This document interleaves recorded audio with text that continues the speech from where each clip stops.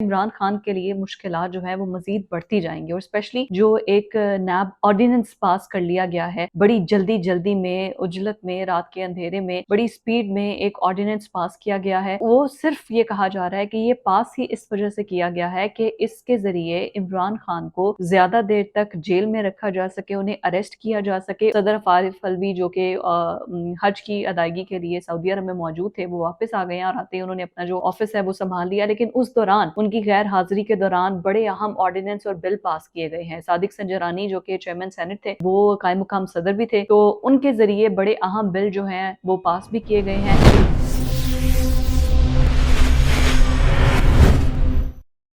अस्सलाम वालेकुम व्यूवर्स, मैं हूं आपके साथ फ़िज़ा रियाज़। आज के व्लॉग में मैं बात करूंगी कि चेयरमैन पीटीआई इमरान खान के लिए मुश्किलात जो है वो मज़ीद बढ़ती जाएंगी और स्पेशली जो एक नैब ऑर्डिनेंस पास कर लिया गया है बड़ी जल्दी जल्दी में उजलत में रात के अंधेरे में बड़ी स्पीड में एक ऑर्डिनेंस पास किया गया है। और वो सिर्फ ये कहा जा रहा है कि ये पास ही इस वजह से किया गया है कि इसके ज़रिए इमरान खान को ज़्यादा देर तक जेल में रखा जा सके, उन्हें अरेस्ट किया जा सके। और जिस तरह से पीटीआई के दौर में पीएमएलएन वालों के साथ जो कुछ हो रहा था वही सब कुछ अब इमरान खान के साथ भी किया जाए। वैसे तो सब इमरान खान को छोड़कर जा चुके हैं। सदर फारिस अलवी जो कि हज की अदायगी के लिए सऊदी अरब में मौजूद थे वो वापस आ गए हैं और आते ही उन्होंने अपना जो ऑफिस है वो संभाल लिया, लेकिन उस दौरान उनकी गैर हाजिरी के दौरान बड़े अहम ऑर्डिनेंस और बिल पास किए गए हैं। सादिक संजरानी जो कि चेयरमैन सेनेट थे वो कायम मुकाम सदर भी थे, तो उनके ज़रिए बड़े अहम बिल जो हैं वो पास भी किए गए हैं। एक तो चेयरमैन सेनेट की मराद के हवाले से, जिसके हवाले से मैं पहले एक अलग व्लॉग कर चुकी हूँ, किस तरह से उन्हें नवाजा गया है, जो मौजूदा चेयरमैन सेनेट है और जो बाकी गुज़िश्ता चेयरमैन सेनेट है। दूसरा ये कि जो नैब ऑर्डिनेंस के हवाले से सादिक संजरानी के आरिफ अलवी के आने से पहले वो थोड़ी चूं चां करें और बिल पास ना करें, दस्तखत ना करें, तो सादिक संजरानी के जरिए नैब तरमीमी ऑर्डिनेंस जो है वो एक बार फिर से लाया गया है। पहले जो ऑर्डिनेंस लाया गया था अपने केसेस को रिलीफ दिलाने के लिए, तब ऐसे किया गया था कि जो रिमांड का वक्त था जो कि पहले इमरान खान के वक्त में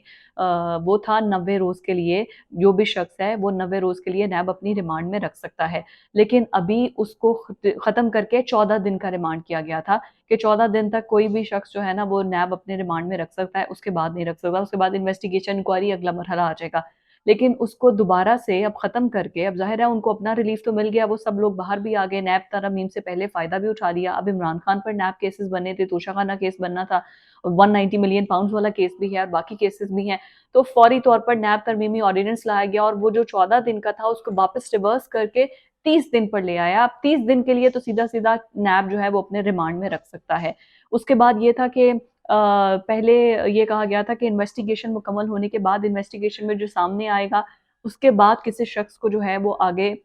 मज़ीद जो है अगर कोई ताउन नहीं करता है इन्वेस्टिगेशन में तो फिर आप उसे अरेस्ट कर सकते हैं। लेकिन अभी जो दोबारा से नैब ऑर्डिनेंस लाया गया है वो इंक्वायरी से पहले ही, अगर कोई शख्स इंक्वायरी लेवल पर ही कोई आपसे ताउन नहीं करता है तो नैब उसे फौरी तौर पर चेयरमैन नैब जो है वो अरेस्ट करने के मुलजिम को वो वारंट गिरफ्तारी जारी कर सकते हैं। यानी कि इमरान खान के लिए अगर वो गैर हाजिर होते हैं या इस्तिस्ना मांगते हैं या वो ताउन नहीं करते हैं तो सिर्फ इमरान खान को पकड़ने के लिए अब ये दोबारा से अमेंडमेंट कर दी गई है। By the way Imran Khan के टाइम पर यह था कि अगर शिकायत दी जाती है और शिकायत में ही कोई इन्वेस्टिगेशन में कोई ताउन नहीं करता है तो अरेस्ट किया जा सकता है। लेकिन पहले उसको रिलीफ दिया गया अपने केसेस खत्म करवाने के लिए, जब नून लीग के और अपने केसेस खत्म हो गए उसके बाद दोबारा से वही काला कानून रिवर्स कर दिया गया है जो कि इमरान खान ने पहले किया था। वो भी गलत था, आज के टाइम पे भी गलत हो रहा है जी। पहले 90 डेज से 40 डेज में किया, फिर इन्वेस्टिगेशन मरहले से पहले, इंक्वायरी मरहले से पहले ही अगर कोई ताउन नहीं करता है तो चेयरमैन नैब साहब जो है वो अरेस्ट कर सकते हैं। आधी रात में, रात के अंधेरे में सादिक संजरानी साहब ने दोबारा से काला कानून जो है नैब ऑर्डिनेंस पास कर दिया है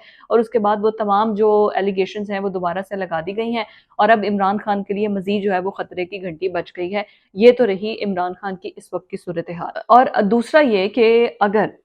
जैसे कि पहले शाहिद खाकान अब्बासी, मिफ्ता इस्माइल, इसके अलावा शहबाज शरीफ, एहसन इकबाल जितने भी लोग पीएमएलएन के जो अरेस्ट हुए थे और उनसे जब पूछा जाता था कि ख्वाजा आसिफ तो बड़े गुस्से में भी आ गए थे जब कि 90 दिन के लिए नैब आपको अपने रिमांड में रखता है तो इन्वेस्टिगेशन क्या करता है, करता क्या है, पूछता क्या है? तो आपसे कहते हैं कुछ भी नहीं, नैब ने बस हमें गिरफ्तार करके रखा होता है, ना हमारी ज़मानत कबूल होती है, ना हमसे इन्वेस्टिगेशन में लिए कुछ पूछा जाता है, कुछ भी इन्वेस्टिगेशन में सामने नहीं आता। तो अगर आपको पता है कि 90 दिन तक नैब ने बस आपको अरेस्ट करके रखना है, मज़ीद ना कोई इन्वेस्टिगेशन, क्योंकि उसे व्हाइट कॉलर क्राइम्स हैं ये, पेपर वर्क होता है, क्रॉस चेक करना होता है, उसमें बड़ा टाइम है, तो आप उनके नाम ईसीएल में डालें कि वो मुल्क से बाहर नहीं जा सकते। हर पेशे में वो सामने पेश आए, इमरान खान या जो भी जिन पर भी ये केसेस इस मुकदमात के तहत बनते हैं, उनका नाम ईसीएल में डालें, वो मुल्क छोड़कर नहीं जा सकते। अगर वो आपके साथ ताउन नहीं करते हैं, तो फिर उसके बाद आप उन्हें अरेस्ट कर लें। लेकिन जैसे पहले इन लोगों पर हुआ है, जैसे कि नून लीग पहले कहती रही है कि ये नैब का काला कानून है, जिसकी वजह से हमें टारगेट किया जा रहा है, तो नून लीग वालों ने भी वही रविश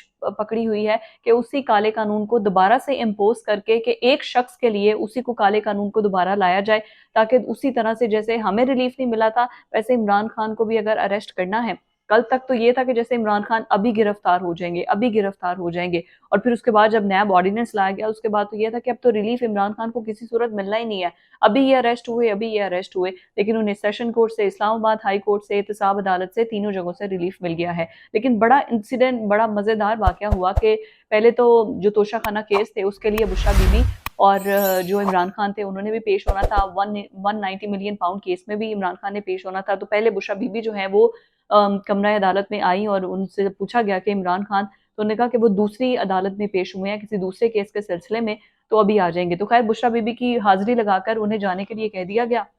उसी दौरान दौरान समाअत इमरान खान साहब भी आ गए और उन्होंने भी जो है वो रिलीफ मांगा था अदालत ने, तो अदालत ने उन्हें रिलीफ तो दे दिया। लेकिन तोशा खान, वे तो 190 मिलियन पाउंड केस में ये सूरत हाल रही। तोशा खाना केस में बड़ा ही मजेदार इंसिडेंस हुआ। पहले ये होता था कि नून लीग आधा फैसला सुनती थी और आधा फैसला सुनने के बाद ही मिठाइयां तकसीम कर देती थी, जिस पर पाकिस्तान तहरीक इंसाफ वाले ट्विटर पर उन्हें क्या ट्रोल करते थे और क्या क्या जो उनके रहनुमा थे पीटीआई के, जो अभी इस्तेकाम पाकिस्तान पार्टी के साथ हैं, क्या क्या जुगते नहीं मारते थे उन्हें। तो अभी वो जुगते ना कल वापस रिवर्स जो है ना, वो उल्टी जूती ये पीटीआई वालों को खुद पड़ी है। जो अभी पीटीआई के ऑफिशियल पेज से जो है वो भी ट्वीट कर दिया गया कि तोशा खाना केस को तो काबिल समात ही नहीं है, वो तो अदालत ने उठा के बाहर मारा है। अदालत कहती है जी वो तो काबिल समात ही नहीं है। दूसरा जो रऊफ साहब हैं, अभी रऊफ हसन साहब जो कि तर्जुमान है पाकिस्तान तहरीक इंसाफ के, जमात के, तो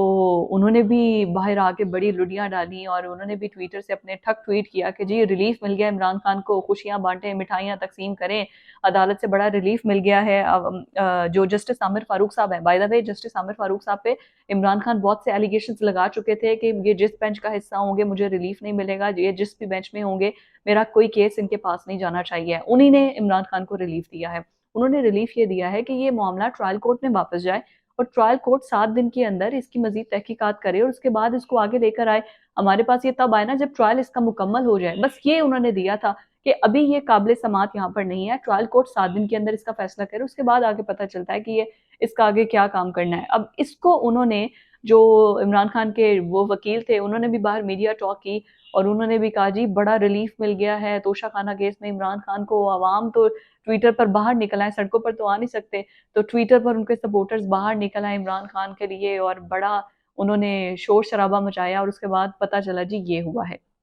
ये तो रही इमरान खान की कहानी। दूसरा, नवाज़ शरीफ की वापसी के हवाले से बड़ी जो खबरें हैं कि नवाज़ शरीफ शायद 14 अगस्त को वापस आ जाएँ और 14 अगस्त पे वापसी के बाद जो है वो बड़ा रिलीफ आ जाएगा, क्योंकि जस्टिस काज़ी फ़ाइज़ ईसा आ जाएँगे और जस्टिस उमर अता बंदयाल का रेजीम जो है वो चेंज हो जाएगा। लेकिन इमरान अगर तो इसी इसी तर्ज पे नून लीग इंतज़ार कर रही है, तो फिर सितंबर से पहले तो नवाज़ शरीफ वापस नहीं आएँगे। और फिर नवाज़ शरीफ की वापसी के हवाले से अगस्त का टाइम दिया जा रहा था, तो अगर तो वो नवाज़ शरीफ चाहते हैं कि उन पर केसेस जो हैं वो पहले उन्हें रिलीफ मिले उसके बाद वो वापस आएँ, क्योंकि आते ही तो उन्हें अरेस्ट तो होना ही है, क्योंकि वो मफ़रूर हैं, अदालत उन्हें मफ़रूर और इश्तिहारी करार दे चुकी है, तो फिर उन्हें अरेस्ट होना है आते ही। तो पूरी उनकी लीगल टीम बैठी हुई है, जब तक जस्टिस उमर अता बंदयाल हैं उन्हें पता है रिलीफ नहीं मिलना, सितंबर में 17 सितंबर को काज़ी फ़ाइज़ ईसा साहब आ जाएँगे, तो फिर उसके बाद उन्हें रिलीफ मिलेगा, तो सितंबर में नवाज़ शरीफ वापस आएँगे। एक तो नवाज़ शरीफ की वापसी के हवाले से ये खबर रही। दूसरा, जो मुलाकातें थी पीपल्स पार्टी की और नून लीग की, कि जी बड़ी मुलाकातें ज़रदारी साहब की और नवाज़ शरीफ की दुबई में हो रही हैं, कोई मुकमका हो रहा है, कोई हो,